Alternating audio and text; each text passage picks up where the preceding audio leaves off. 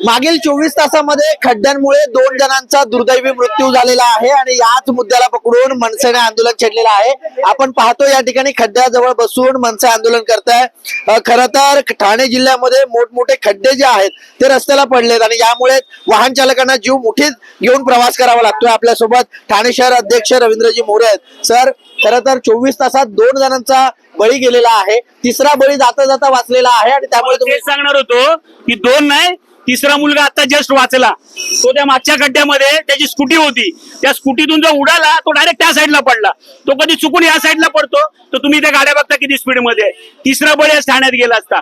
आम्हाला जसा फोन आला तसे आम्ही सगळे इकडे आलो की कुठेतरी प्रशासनाचं लक्ष वेधलं पाहिजे।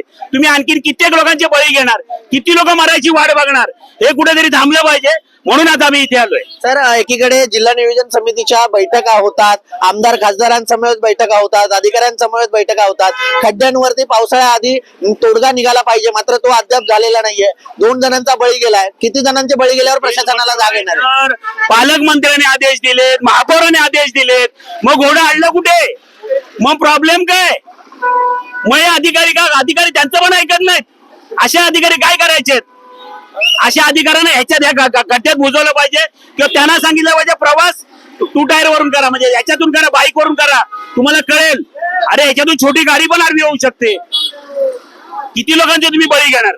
तर आतापर्यंत काही तोडगा निघालेला नाहीये। जर एवढं आंदोलन करून सुद्धा जर यावर तोडगा निघाला नाही तर अधिकाऱ्यांना इथे खड्ड्यात बसवणार, आणून याच्यात बसवणार, उचलून आणणार आणि या खड्ड्यात बसवणार, आमच्या सोबत बसा।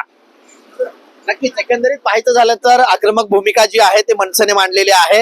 जर येत्या काळामध्ये हे जर खड्डे बुजवले गेले नाहीत तर अधिकाऱ्यांना थेट या खड्ड्यामध्ये बसवलं जाईल, अशा प्रकारची भूमिका मनसेने घेतलेली आहे। कुणाल भोईटे, जय महाराष्ट्र न्यूज, ठाणे।